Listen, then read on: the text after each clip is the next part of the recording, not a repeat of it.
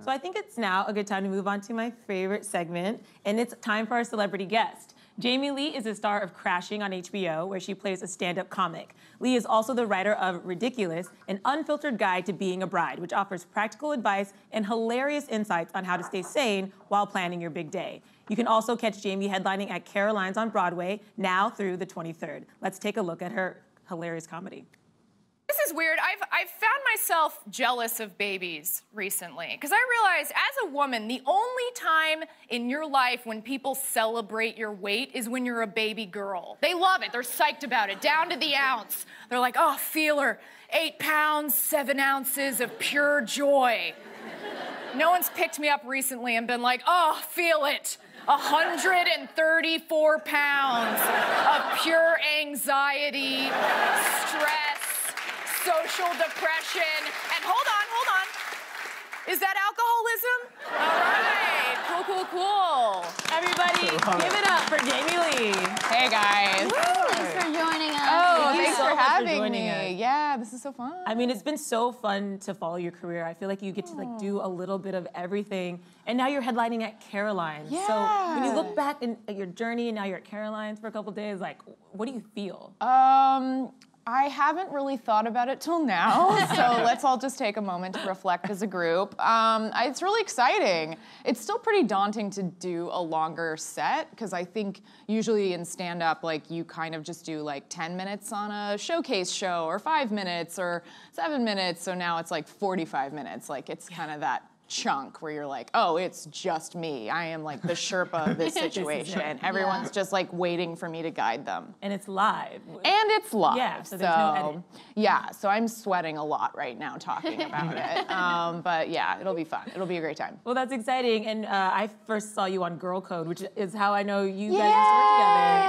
I love Girl Code. I love Girl Code. I miss it. It's so Me good. too, I miss it. Yeah, that was such a fun show to work on. It was fun. I came in on a later season, and like you and all the cast members were so sweet and welcomed me so much, and it was just like one of the best experiences of my life. Yeah, it was kind of like getting to do stand-up on a show, but also like giving advice through stand-up, which is kind of a cool blend that we got to experience. Yeah, totally. Yeah, it was really fun. I think we should ask the question we're all thinking. Oh God. How does it feel to be a woman in comedy? No, I'm just kidding. Oh my God, you're amazing. I'm just. What if I loved answering that question? I'm like, I've been practicing my answer. It's my favorite. I love Crashing. I really enjoy it. I really enjoyed the NACA episode. Yeah. And this was my first year doing NACA. Oh wow. And everyone at the conference was talking about how accurate that episode was. It was creepy how accurate it was. Yeah, it was great. And that's what I really, like, I enjoy, like, feel a kinship towards the show as a stand-up comedian. And I'm curious, you came up in the New York comedy scene. How long do you feel like it took you from, like, your first open mic to sort of actually feel accepted into that scene? Because it's hard to start getting past at clubs and... Yeah, well, I think there's 2 levels of acceptance. I feel like there's the acceptance of your peers, and then there's the acceptance of the clubs being like, you're officially polished enough to come and like be part of our crew here. For me, when I started, I felt like there wasn't the dialogue that's being had right now with women. I feel like it was very much a boys' club. It still is to a degree, but at least there's like an awareness that it is. And back then it was just like, there's a bunch of dudes and like you're the one girl on the lineup. And I think at the time, I didn't even know how to process that. I was just like, oh, that's just the way it is. And now looking back, I'm like, oh, that was really hard. Like, I don't think I fully felt immersed in their world, even though a lot of those people I still call my friends. I think it's now that we're friends. I think back then it was more competitive. Yeah. But then the club scene, I think it took maybe like 5 years to start. Such a grind. Yeah. It was such a grind. And like also now, I think there are new bookers at a lot of the clubs around New York that are really into like shepherding in new talent. And when I was starting out, it was like, if you haven't been doing it 12 years, like you're worthless. So Oh, God. yeah, it was like, okay, I'm gonna be like 45 by the time I get past here. Jeez. Well, looking at your career, what I was so impressed by, because as someone, I'm trying to write on my own, but like, you went from stand-up to then a late-night show, then now to a scripted single cam. Yes. How have you had to adjust like joke telling and storytelling in that way? Yeah, I mean, I think the biggest adjustment is that like well, I used to only focus on jokes. That was like my bread and butter, and like I would also do it on Twitter. I was really into like how economical I can be with my wording and like everything. 140 characters. Yes, and I was like, everything's about punchlines. And now I'm in this realm where I'm like, story is truly the #1 thing that matters. Like you can be quippy and funny, but like it's actually kind of annoying in the context of storytelling. So it's actually, to me, I think it's less pressure because you're not having to like deliver on that front. Like I'm not writing on Will and Grace where it's like joke. Like they're not speaking in jokes. That's like a perfect format for that kind of storytelling where it's like you're literally getting to the point by riffing and making people laugh. But on our show, I think that the laughs are really important, but I think they come from more grounded situations, and people laugh because they're like, oh my God, I've been there, or oh my God, I can relate to what that person's going through.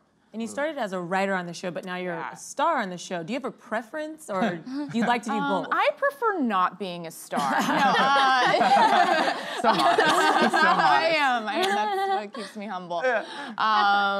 Still Jamie from the block. But, no, I mean, I'm in kind of an interesting zone now because I am still a writer on the show, but I'm also acting on the show. So I think it's this balance of like, I think my character is really important just on a level of like, we need women in the show and we want to showcase what it's like to be like a girl in stand-up, like pounding the pavement. That's such an important storyline. And then I also happen to be her, so it's this thing of like not wanting to seem like a narcissist, to be like, we should, maybe in this episode, Allie does everything and Pete sits on the sideline. Like, I don't want to be a crazy... Allie should date John Stamos. Yeah, please. Oh my God, dream scenario. I do think that your character, for me personally, has elevated the show. Like, I feel like once you came in, I was like totally like 100% more engaged with the storylines. I really love it.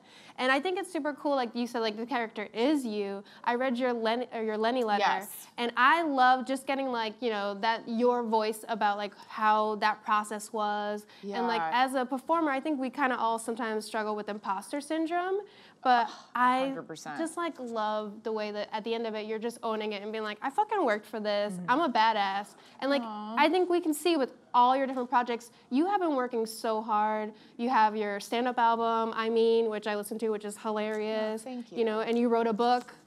Ridiculous. There she is. Yeah. There she is. Let's talk about this book really quick because like I'm not a wedding girl. I was never a girl that like dreamt of my wedding or anything. So I feel like this was a perfect book for me because it's like funny and hilarious and it's like a good entry point, but there's like solid advice. So how important for you was it to like make a fun book but also to like give people some tools? I think that my mission with this book was like, so I wrote this book during my wedding planning process. So I truly was like on the phone, like screaming at a caterer and then like going to my laptop and being like, I just screamed at a caterer. So that was really kind of crazy because like art was imitating life in a very crazy way. But also I think because I was documenting the process in real time, it's the most realistic wedding book you're probably gonna find on the shelves because it is funny, and I did want there to be a book that was funny about weddings. Like there is not that, or there wasn't before I wrote it. Like it was all very serious, you know, like here are the 10 steps that you have to complete if you don't want to be a failure of a bride. It's so intimidating. It's so intimidating. So I was like, well, there needs to be someone who's just like honest and with you, like a friend with you through this, because you're gonna fight with everyone. You're gonna fight with your family. You're gonna fight with your fiance a lot, which no one talks about. So yeah, I think that, I don't even remember what my point was. I think you made it. I mean, I made several. We were talking about speeches. I love the part when you point out, because this is so accurate, how when the groomsmen versus the bride days, their speeches, like men get them and be like, you know, Mike's a piece of shit and he was drunk all through college, but congrats. While women have to be like, you know, the sweetest, most delicate flower of a speech. And, how do we change that? Like, first of all, have you ever seen a really bad man bomb? Because I've seen a lot of men make their speeches and bomb. Oh, I have one. I don't know if we can. No, say it. It's a little blue. That was my question, because I think men can go far, but they can also bomb the hardest. Yeah, I saw such a hard bomb. Oh, we gotta hear. It was my husband's good friend. And it was for their buddy's wedding. They're always buddies. Right. It's always not buddies. friend, it's a buddy. It's my buddy's wedding. And it's like a golden retriever. But he was there and he told this story of them being at camp and how like the groom like masturbated into a sock like in the bunk, and truly you look around the room and all of the moms are just like and there was no payoff. That was just the story. He's like, remember that time you like jerked off into a sock? And everyone's like, good luck, Chris. Cheers. It was horrendous. I was truly just like going like this, like scratching myself under the table and like gorging my face in the pasta they served. Yeah, it was really traumatic. So I've definitely seen a bomb. I would say that's a bomb. Yeah. Another thing I really loved is the bridesmaids. I've been a bridesmaid 5 times. Oh, wow. But your advice there is, again, funny, but also really tangible about like, look, if you haven't talked to this person, maybe they shouldn't be in your wedding, and that's okay. Was that hard for you?